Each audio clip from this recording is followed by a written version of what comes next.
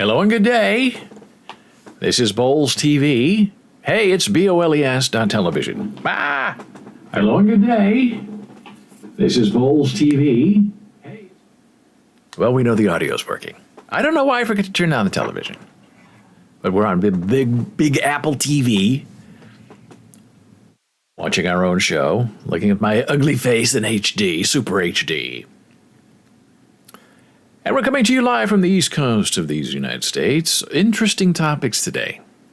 I don't want to say it's all complaining and all negative and all warning, but maybe a lot of it is. But not the beginning. Where we begin where we ended in our last live show with you. And that is this federation. The biggest one is Mastodon. I don't know why it's named Mastodon after a dying and dead and extinct sort of elephant. I do wonder. And we talked about how Mastodon is becoming an alternative to Twitter and Facebook and Instagram, the three big uglies that I no longer use, pretty much. They're just sort of for me in stasis. I've been around the block with them. I don't like what Elon Musk is doing to Twitter. I don't like how Zuckerberg is ruining Instagram and Facebook and falsely accusing people of things that they did not do. I have closed an activity ring on my Apple Watch.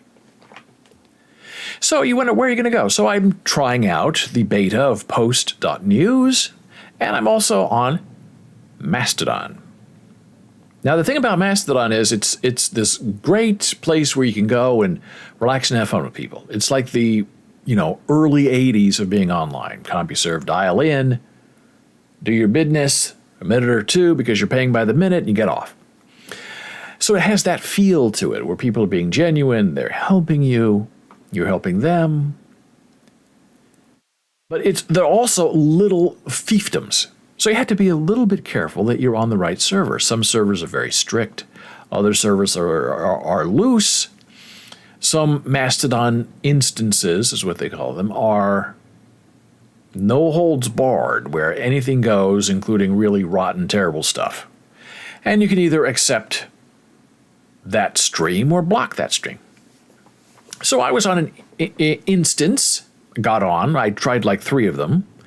And I found the one that seemed to be the most welcoming and the least restrictive. And I enjoyed it for a while.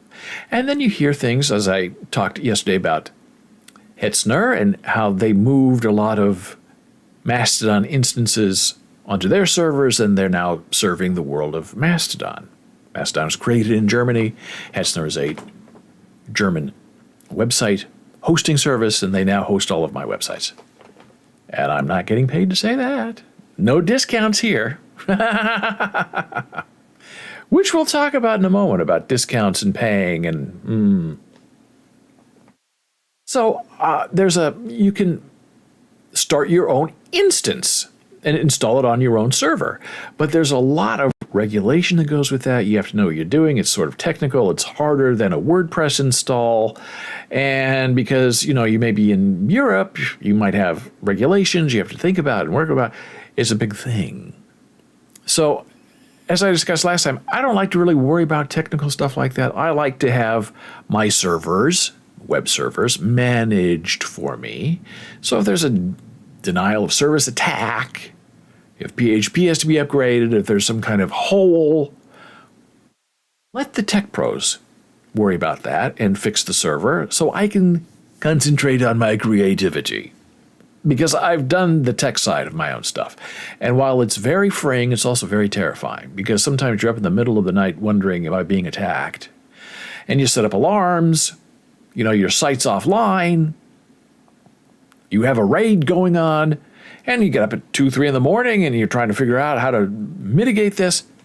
When you have a managed server, a managed service, you don't have to worry about any of that. I have to turn my watch off. It's making a lot of noise. So, I was very interested in this Mastodon thing. and getting your own instance. And there are places you can go where they will set up a server for you and manage it for you. However, because of this big influx of 1 million new users from Twitter over to Mastodon, a lot of these federated instances servers that you can have managed for you, but that you own with your own subdomain or domain, they closed 2 or 3 weeks ago to new accounts. So there's one that I like a lot, Mastohost, that a lot of people talk about. And they said, if you want to get on the waiting list, put your email and, if we open up again, we'll let you know. Well, this week, Mastohost opened up. And I got an email saying, look, this isn't public, but, we have a limited number of slots available, so we can offer people again. So if you're interested, pick the service plan you want and go forward. And so I think this was yesterday morning. Got up 5 in the morning. I don't know if Mastohost is in the US or in Germany. I don't know, but I'm very happy that I got the email. So I thought, okay, I know exactly what I want to do. How I want to do it, but how quick can I get online? How it works, pricing, need help. What is Mastodon? It's a microblogging network, which means you can't say a lot. You're limited to 500 characters, which is about double of what Twitter allows. You're limited to 4 images. So I wish you could have a little more of everything, but I was told yesterday that then it's not microblogging if you're putting up 10 images and 1,000 characters. It's decentralized. So what this means is you can run your own instance, become your own sort of Elon Musk, and you can invite people to your server or just leave it a private server that you just run yourself. So what is Mastohost? It's hosting, and I'm not getting any compensation for this. Hugo is the one who runs it. Wonderful guy. Spoke to him several times yesterday. He helped me out of several different jams because I'm not understanding things very quickly. So it's a platform optimized for hosting Mastodon. Installation comes pre-installed. It was very seamless. Maintenance, servers are kept updated and run the latest stable release of Mastodon. So that's exactly what you want. If you don't want to be your own technical guruji, let Hugo run it for you. And so I did. Oh, and look at this. Mastodon AI, mastodon.art. It's a good server. I'm on that server. I was on that server. These are all the other big places you can go. So if you want your own setup, here are the Fediverse, and that's all the Mastodon instances and PixelFed and PeerTube and all the you gotchas. So if you want the moon, $6 a month. Okay, nice. A couple of people, 5 active users, $9 for 20 active users, $19 a month for 100 active users. Then you go bigger, $39 a month, $89 a month. So you go there, you sign up. Do you want to use a subdomain or domain? You tell them, boom. Go change one A record to point it back. Boom. It's all automatic. Okay, your DNS has been updated. Now we're installing. You're ready to go. So the whole thing took maybe 10 minutes. And now I have my own Mastodon instance. And it is Boles.xyz. And so I am David at Boles.xyz. And I can say things here, meow, meow. That's an image that I put up that's on my instance. Theoretically, I can invite other people to come on my instance. But right now, I'm there. Jana Marie's there. It's enough. And then here's my profile. You can verify a website. Now, what I learned yesterday is when you type in the URL, it must all be lowercase, or it will not give you the green check mark. That goes against URL rules, you can use capitalization in a website domain, but not on Mastodon. Hugo did not know that. So you cannot import old posts into your new instance, but you can archive your old posts, but you can't import them. And I asked Hugo why, and he said, it's a European thing where you have to have access to your stuff you write. So being able to download it and keep it is the spirit of the law, the letter of the law, but the European Union didn't say you have to have the right to upload your old post to your new instance, which I found kind of funny. So you can have mentions where people mention you, and all when people like and favorite and boost, it's all there. So I now have my own instance, our own instance of Mastodon. And so far, I have to say, it's going really well. And so you go to your old instance. Well, first you go to your new instance, set up an alias, and then you go to your old instance, download your collection, download your followers, and then upload that information to your new instance saying, I'm finished with the old one, and then everything just magically moves over. So all day yesterday, people were being moved, my followers, people I was following, and people who were following me, and it was all seamless, and it worked really super duper great. So it's very different, Mastodon, very different. There you go. Very different than Twitter.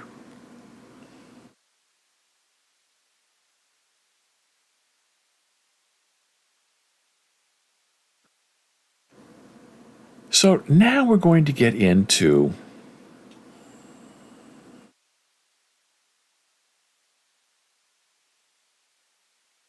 something that's just a little bit sticky. And I've talked about this in the past. My philosophy, how things work, how things don't work. And there are people out there who, try to make money off of the interest of people who are interested in getting published, writers. There are a lot of book scams out there, but the one that I'm going to talk about today is the poetry anthology scam. And I'm going to say some things that you may not like, people you know may not like, but it's the truth as I know it. And sometimes the truth is blunt and it stings, and there are going to be a lot of people who say, oh, that's not true. So I'll tell you what is true. Do you remember when I was in high school, a long time ago, you would get something in the mail that would say, oh gosh, you've been selected for who's who in high school students of 1983, whatever it was, 1980. And you're all hyper, you're all delighted. We need a biography. You have to mail it in by this time. Oh my goodness, I'm one of many. Turns out to be hundreds of thousands. Oh, I'm one of the who's who in high school students. I'm so special. So you fill it out. Oh, my biography. Oh, Boy Scouts, Cub Scouts. I acted in a school play. And you send it in. And then maybe a week later, 2 weeks, 3 weeks, a month later, you'll get another letter back in the mail saying, oh, you are just so special.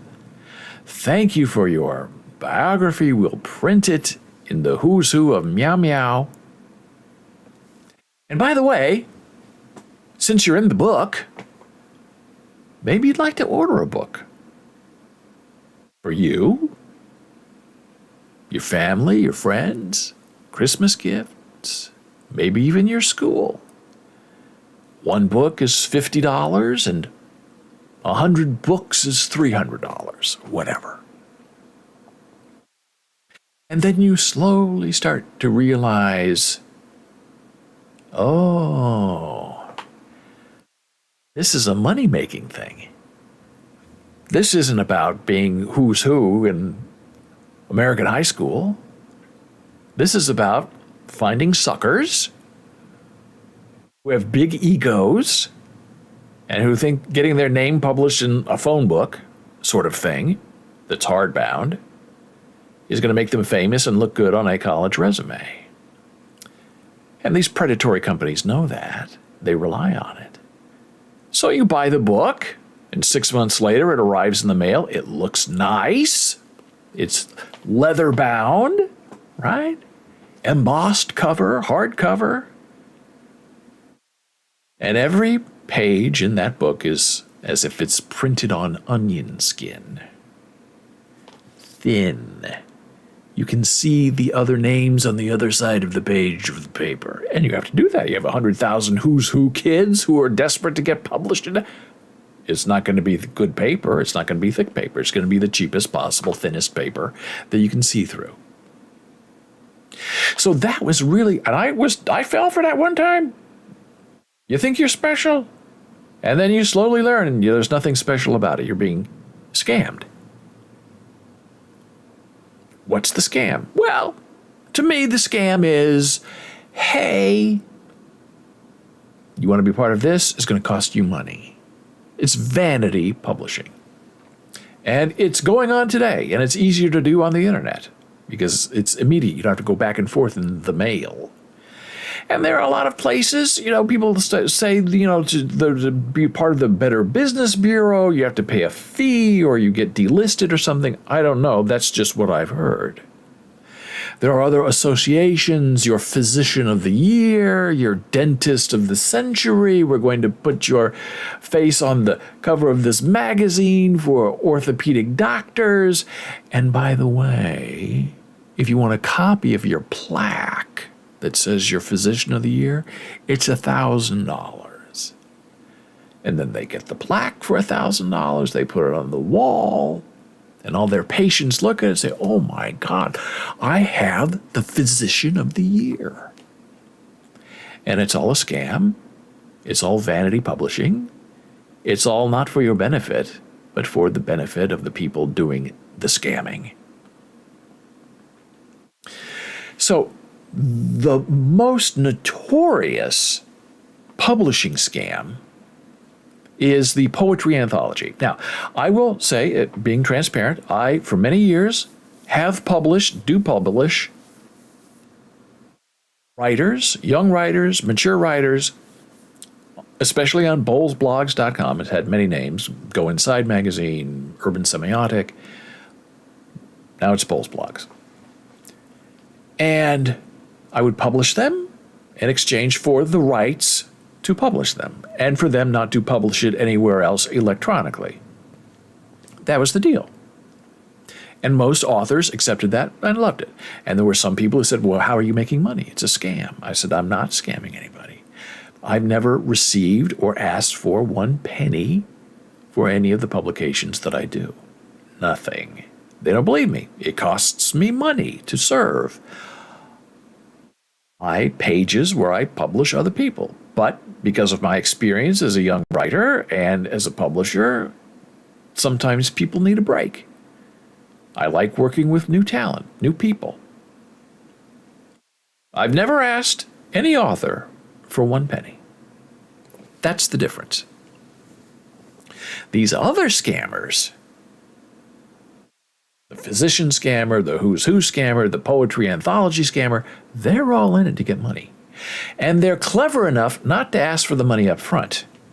They find ways around getting money out of you. And just generally for any writer, and we've discussed this in the past, if anybody asks you for money, a publisher, a contest, a literary agency, a producer, we have a processing fee. We have a reading fee. To enter our contest, you have to pay a fee. It's a scam.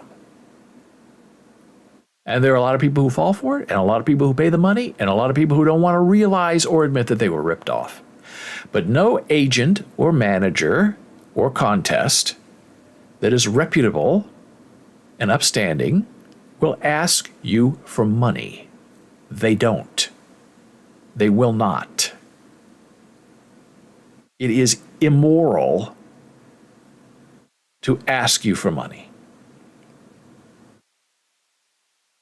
Now, I do script doctoring. I edit and fix. I do not do that under my publishing arm. I do that under scriptprofessor.com. And it's very upfront. I offer you a service. You know exactly what you're getting. I'm not lying to you about anything. I'm not saying I'm going to publish your work, but I need a reading fee of $15, please. Not happening. And you talk to a lot of young writers who spend the money, and I am going to enter this contest, and if I have to pay a $50 fee, I don't care because I'm going to win $5,000. Well, where do you think that $5,000 is coming from? It's coming from all the suckers paying the entry fee.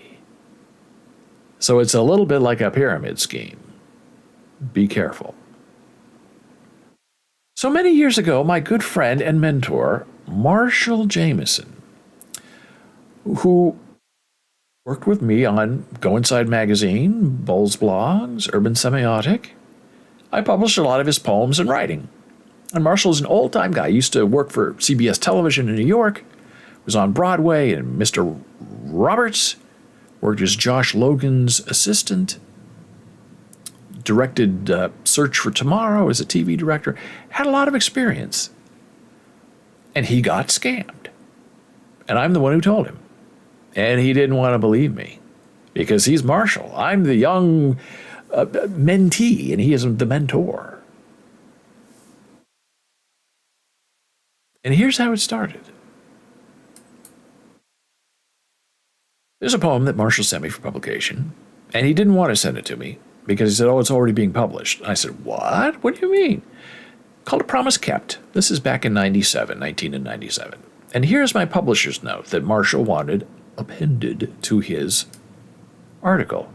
We are pleased to announce this poem, after being seen in Go Inside Magazine, has been selected for publication in the National Library of Poetry's book, The Best Poetry of 1997. And here is the very beautiful short poem. He held her again as he had when she first told him.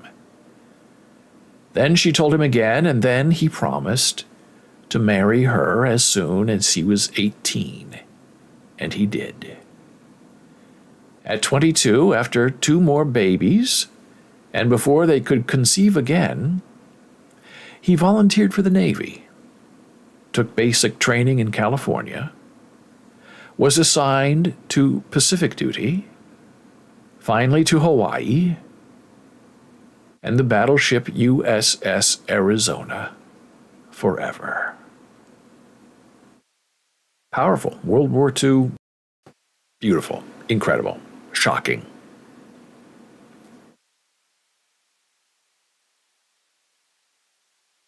And so we published this article, and Marshall, I have this reversed, he took our article and sent it to the Library of Poetry, which was okay, because it wasn't being electronically published, it was being published in a paper thing.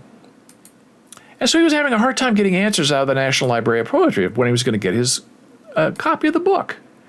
So he asked me, so David, what do you know about this National Library of Poetry? So I looked it up at the time and discovered really that it was a vanity press.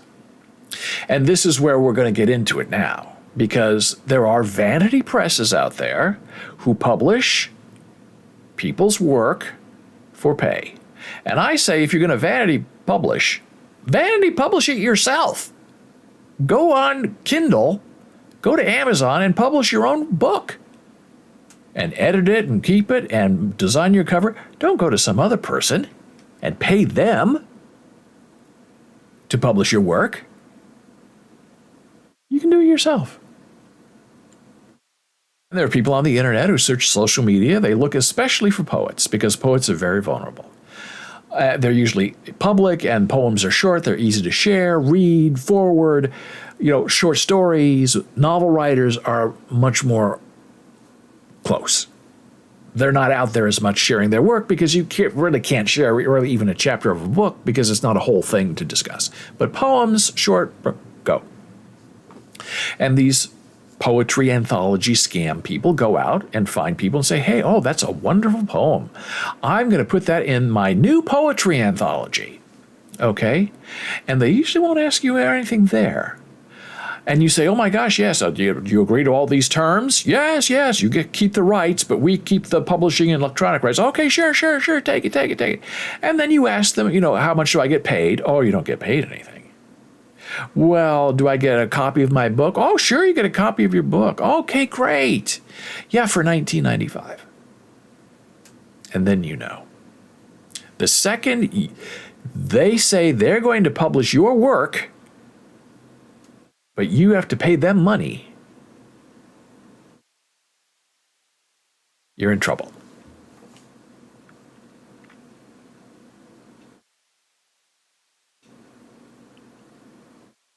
They don't always ask for their money right away or up front. Just like Who's Who 30, 40 years ago. They played it 2, 3, 4 months before they asked you for your money. And if you weren't going to buy a book, you weren't going to be put in the Who's Who. That was the underlying thing. You did all this work, told all your friends, oh, he's in the Who's Who. You put it in your bio for your, the playbill at the community playhouse, how important you are. And if you're not going to buy a book, well, then we can't publish you then. So they force you to buy a book. So I told Marshall, well, what I'm saying about this national poet is sort of is a little bit of a scam. And he was very taken aback. He said, how could it be? It's the National Library of Poetry. It has to do with the Library of Congress. And I said, it really doesn't. It's really not a part of it. And so he was a little upset, not necessarily at me, but sort of at me. And this is Marshall. Great influence. Pictures on the set of the Mark Twain series that he did for PBS. His big chief writing tablet where he wrote his poems is one of his poems. Wonderful man. And he sort of got taken by the National Library. Now, how could a person of Marshall Jameson's stature be taken in by one of these charlatans? Well, I'll tell you why and how. It's very interesting. And I can't quite see this, but this is the National Library of Medicine website.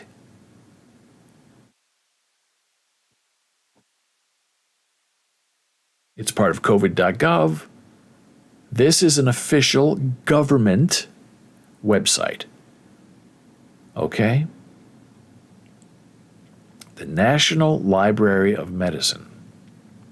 Now, why is that important? Well, National Library of Poetry, yes. National Library of Medicine.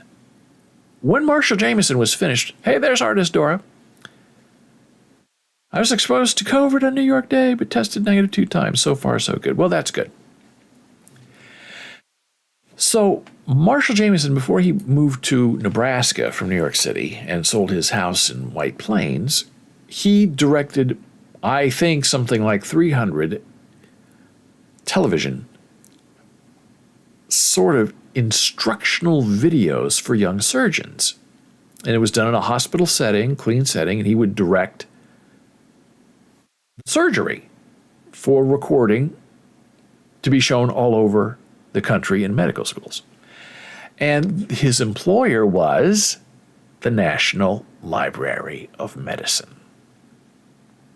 So when Marshall gets approached by the National Library of Poetry in his old age, said lovingly, he thought, oh my gosh, well, if it's National Library of Medicine, National Library of Poetry, they must be the Library of Congress. But it wasn't. So I did a little search on National Library of Poetry to see what was going on with it. And we land on this page. This is from 10 years ago. Poetry contests, the National Library of Poetry, and amateur poetry anthologies.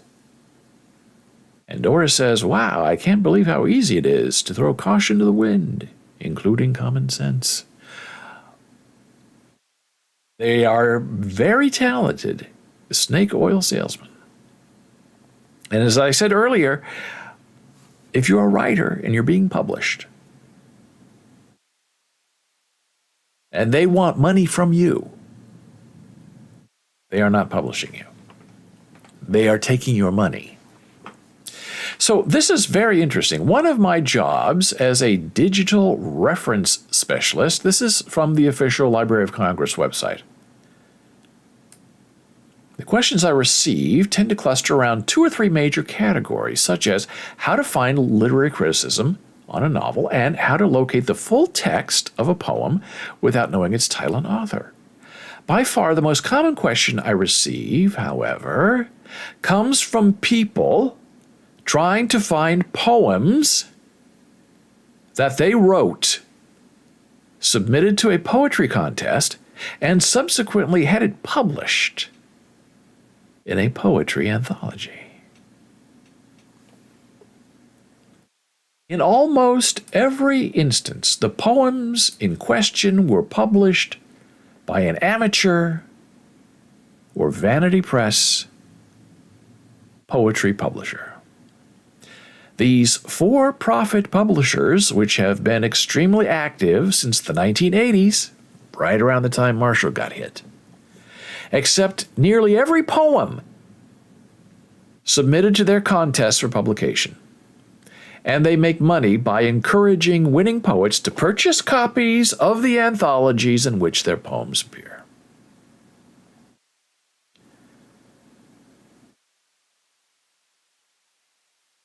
Oh, I look like I just went offline for a second. That was weird. Someone's trying to make us shut up. We're not going to shut up. We're going to keep talking about this. So this is just like the who's who in high school America. You want to be in it, you got to pay to buy the book. So continuing, the Library of Congress has become a locus of questions about vanity press poetry publishers, receiving upwards of 200 inquiries per year, because many people mistakenly believe that the library itself publishes and sells these anthologies. This misconception occurs for a number of reasons. First, the names of some amateur poetry publishers are quite similar to the Library of Congress. One of the largest amateur poetry publishers in the 1990s and 2000s was the National Library of Poetry. I just told you about Marshall Jameson, 1997, whose name is frequently confused with the Library of Congress, or as many people refer to us, the National Library of Congress. Second, many of these publishers send emails and letters to winning poets that link their anthologies with the Library of Congress. The correspondent sometimes notes that the anthologies will be submitted to the U.S. Copyright Office at the Library of Congress, or that the anthologies will be assigned a number by the Library of Congress. People often take this to mean that the Library of Congress will add the book to its permanent collections, or will assign it an ISBN number. The National Library of Poetry, in fact, printed ISBNs on its anthologies' copyright pages in such a way that people might assume the numbers were issued or associated with the Library of Congress. And I did a search on this yesterday as I was preparing this show, and I did a search for the National Library of Poetry, and there's no such entity anymore, which I'll show you. However, one of the first results was a poetry contest for young children in school. And you submit, and you pay, and we get a lot of submissions. We won't publish everything. They'll publish everything. As long as you pay, they'll publish you. It's a scam. So here is the link to the National Library of Poetry from the Congress page. Again, here we are, right here. Library of Congress Research Guides.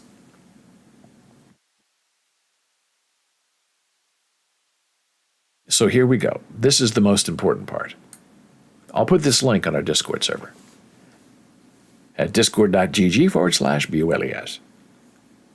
Publishers of such amateur poetry anthologies typically run regular poetry contests publicized in newspapers, magazines, and the web. That's how Marshall Jameson got caught. Almost every poem submitted to these contests is declared a semifinalist or a winner and accepted for publication in a forthcoming anthology of winning poems. People are usually encouraged by the publisher to purchase a copy of the anthology in which their poem is slated to appear, and sometimes are notified that purchase of a copy is a requirement for their poem to be printed in the anthology. Sometimes and sometimes not. Sometimes if you don't pay, they cut you out. They don't tell you they're cutting you out. And then you go later and you complain and they say, oh, we made a mistake. We'll put you in the next one. By the way, here's your bill for the book. The largest publisher of Vanity Press poetry anthologies since 1980, and the one about which the Library of Congress receives the most inquiries, is the International Library of Poetry, ILP. See the amateur poetry publisher sections of this guide. So there you go. You need to be very careful in dealing with the management of ego and expectation and the want to be known.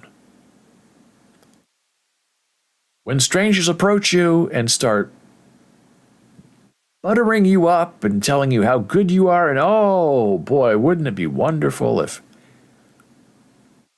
we could just publish your poem and you give us the rights electronically and in print, and they're working on your ego, and they're working to get as much money out of you as they possibly can. And one good thing, it took me a long time to figure out the National Library of Poetry was a scam in my research for Marshall Jameson. But today you can go on a website and you can look around. You can look at the facts, FAQs, and see what the questions and answers are. When you go to a publishing website and one of their services is to edit and research and print for people, you know right there that they are not a traditional publisher. The big publishing houses don't offer to read your manuscript or spell correct it or index it for you for a fee.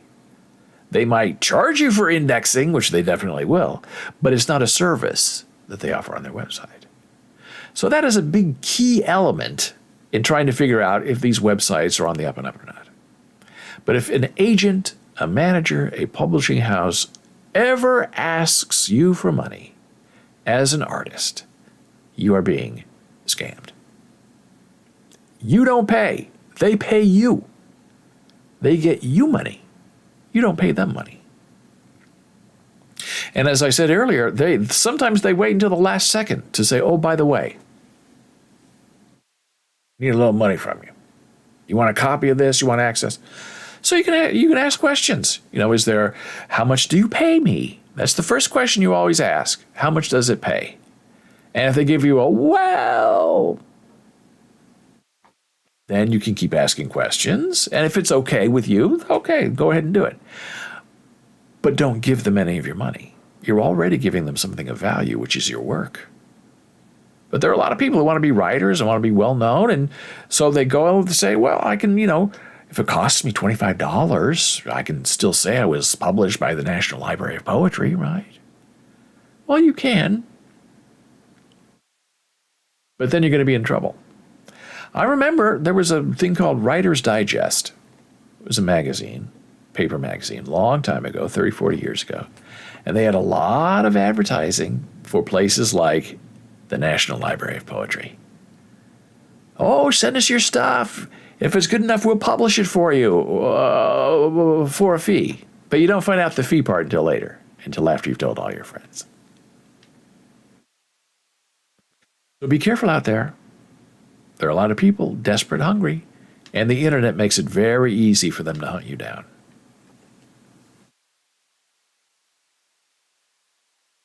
Now, the next thing we're going to talk about is a very interesting topic.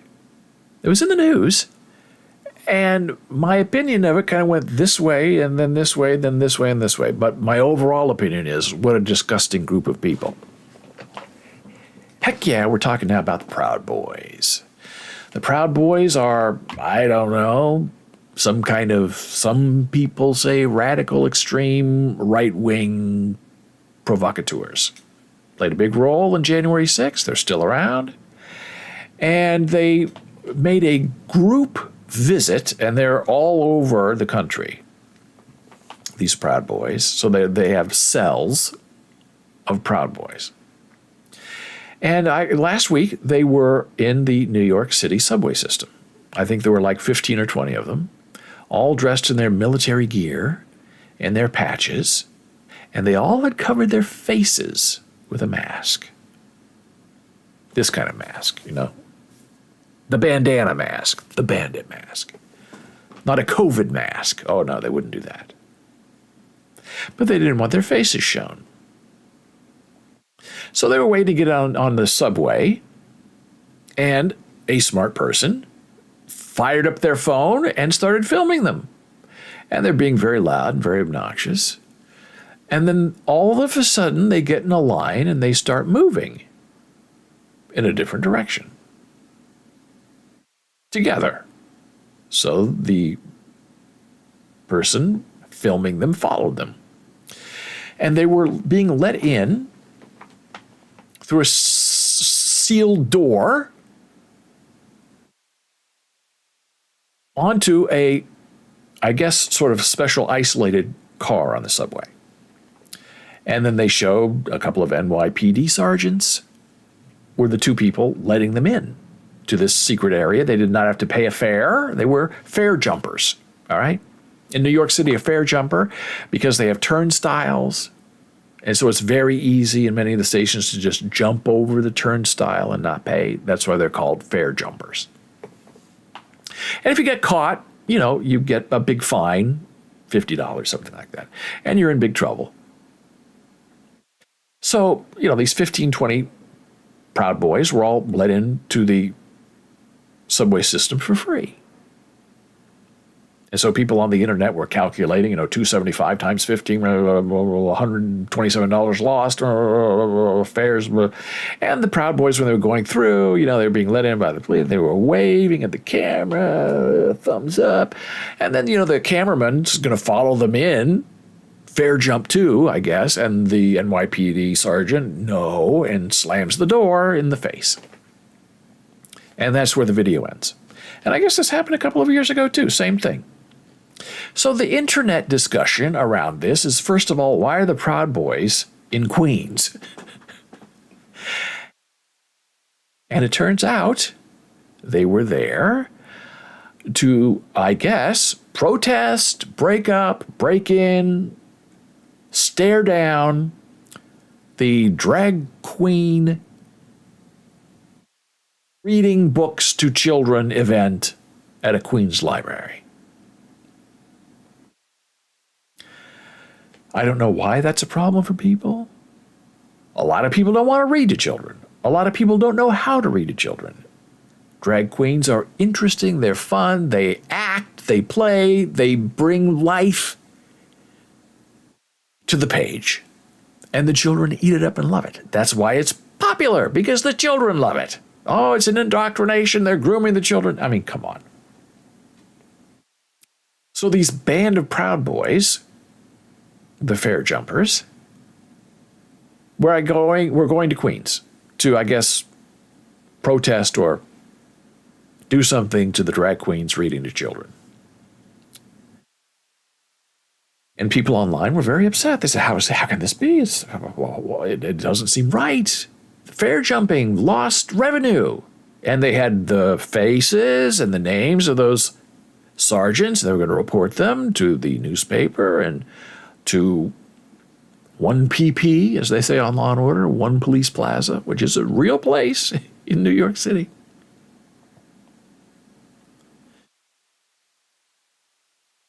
And other people said, well, it's cops helping cops, because a lot of cops are very conservative. They're very Republican. A lot of them come directly out of the military, and the military is very conservative, very Republican, very pro-gun. They love Trump. So the NYPD cops were letting in the Proud Boy cops in disguise to beat the fare system because cops help cops. Now that was interesting, and that was convincing as well. And then as the day goes on, and more people start commenting on the video, there were some people who made the interesting observation that what the NYPD did by letting the Proud Boys fare jump was smart policing.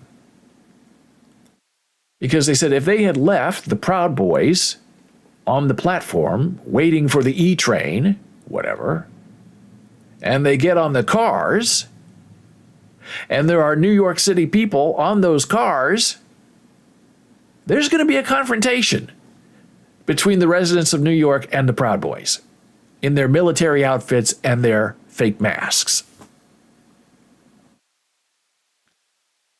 So people were saying you have to credit the NYPD for recognizing if we let them get on a train, there are going to be problems.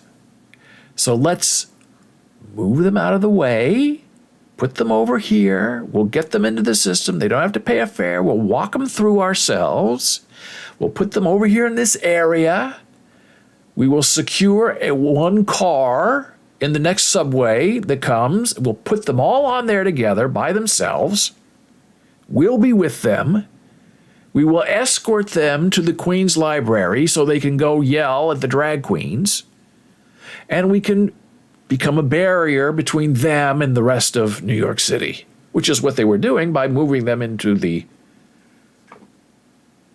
special car. So I thought that was very interesting analysis that actually made a lot of sense. Sometimes police work, you lose $127. Sometimes you risk having your face and your relationship with the Proud Boys put on video and put on the internet for people to rail at you and to screenshot your face and put it all over social media saying that you're a Proud Boy in disguise. But as I think about it, it makes a lot of sense that Proud Boys on a New York City subway car going deep into Queens is not going to go over well. Because people are going to figure out why they're there and what they're going to do. And most people in New York City don't want to be bothered, and most people want you to leave other people alone. They don't like harassing people. So the first thing you're going to say is, why are the Proud Boys on my subway car, and where are they going, and why are their faces covered? It immediately brings alarm bells. And I'm sure the Proud Boys, I mean, they're there. They're not there to have fun. They're there. They're going to the Queen's Library to pick a fight. They're not there for a political protest. They're there to cause trouble. They want to see something happen. People get hurt. People get upset. Make the TV news. Probably all of that in some way. And then the conversation online turned a little bit. Not just from policing, but they said, look, in New York City, there's something you have to realize about the NYPD. First of all, they're supposed to be patrolling the subway system, and a lot of them don't. They're outside the station. They should be down in the station on the platform, but they're not. They're upstairs, outside, on their cell phones, reading, talking to each other. They're usually in pairs. Because that was the rule for a long time. As you were on patrol, you had a partner.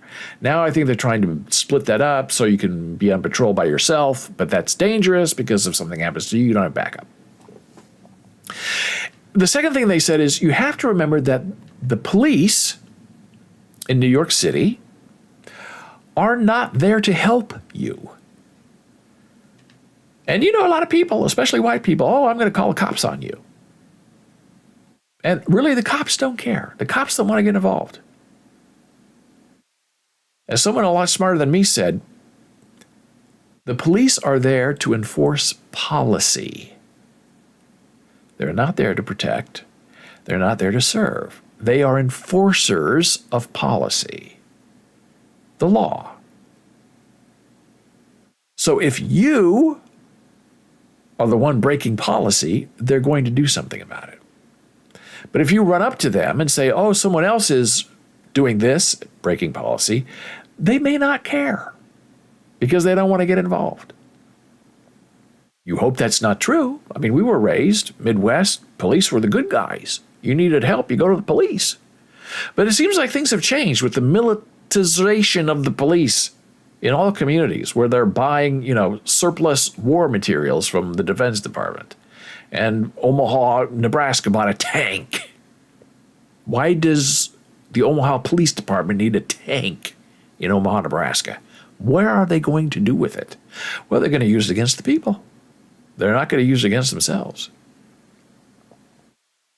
So this person trying to wise us up about the NYPD in New York said, look, the worst thing you can say if you're in a situation where you're at a disadvantage, let's say you're a white person in a room full of non-white people, the first thing the white people usually say is, I'm calling the police.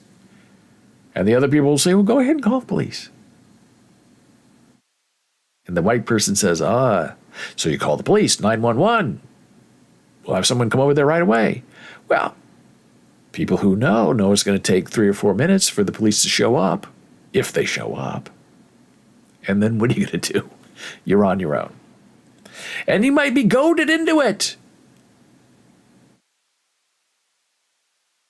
by people saying, go ahead, why don't you call the police? Call the cops on us. And you have to say right away, I'm not calling the police.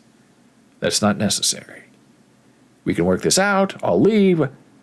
We're not involving the police. Because it's a lose-lose-lose situation for everybody. And the bad elements who do not fear the police, go ahead and call the police. We'll see what happens. So, people who tend to be white need to stop saying, I'm calling the police, because it's not going to do any good for you. Police are there to enforce policy. They are not there to help you. And we were always raised, if you need help, find a policeman. Not today, and at least not in New York City. So the people went on and said, well, what if I need help in New York? What do I do? Where can I go? Who can I ask? And the consensus seemed to be, if you need help, you can try a police officer, but they're probably not going to help you. There are 2 types of people in New York who will help you, if you can find them. And the first one is FDNY, the fire department. If you see a fire department person on the street in an emergency and you need help and you ask a firefighter for help, they will help you. And it was a sad thing, a sad realization that if you go to a police officer and ask for help, they won't help you. But a fireman will. The second one is EMS, the ambulance people. People who come to you when you're bleeding and you're knocked out and they come and help you.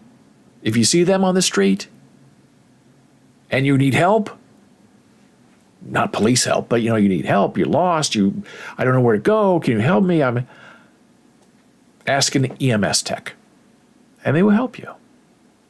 Just because of, it seems, the nature of their job and the personality of the type of person who would want to fight fires or who would want to save bleeding people, they're more open to helping you than the police. And I understand why. The police are under attack.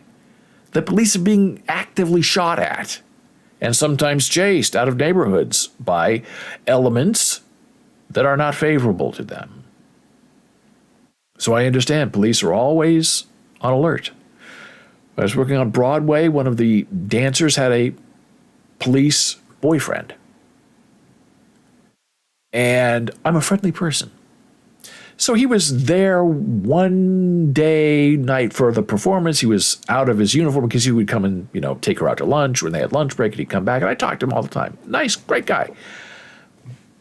Big guy. A lot of guns, big. And he was there. I didn't even recognize him. He came up and said hello to me. He had a sweater on. And so I just, patted him on the arm, said, nice to see you. And he jumped like this when I patted him on the arm. And I said, oh, what happened? And he looked at me, and he wasn't threatening me, but he was saying very seriously, his eyes were very serious. He said, never touch a cop. I said, okay, I'm sorry. And he said, it's part of our nature. When we're on duty and people we don't know come up and touch us, they're not touching us for good reasons. They're touching us, and we got to spin around and get ready to defend ourselves or pull a gun or something, and I can't let it go when I'm out of uniform and seeing a Broadway play. It's part of me that if someone touches me, pats me on the back, it's alarms. It's danger signals. So okay, I got it. Don't touch a cop. Or if you're going to touch a cop, make sure they, like my cat, make sure they see you. You don't surprise your cat. Shake hands, then it's okay. But, just to chuck on the back, don't do it.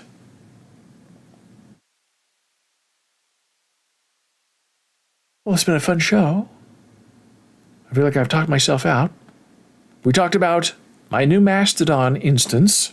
You can visit it yourself, Boles.xyz. We talked about the Anthology, a poetry publishing scam, and they're all a scam. If you're asked for money in any way, it's a scam. Period, end. People who publish, people who represent you, agents, movie theaters, producers, managers, they don't get paid to read your stuff or to represent you. They get paid when you get paid. And if you don't get paid, they don't pay you, which is why people have a hard time finding an agent, because an agent doesn't want to take on anybody that's not going to make them money right away. So there are sub-agents who will represent you for a monthly fee. Don't do it. Then we talked about the Proud Boys being protected by the NYPD, and the NYPD protecting the Proud Boys from New York City. Very smart policing. We did not get how to not get free rent. That's a good story, but that we'll have to save for next time. So I thank you so much for being here. I appreciate you. You know how to find me, get in touch. Hey, if you want to have some fun on Discord, here's the link to our Discord server. I'll put the links up there for everything we talked about today on our live show. And if you want to have a conversation or meet or say hi, the best place to do it is on our Discord server. So until I see you again, take care, be well, and have a lovely life. Bye.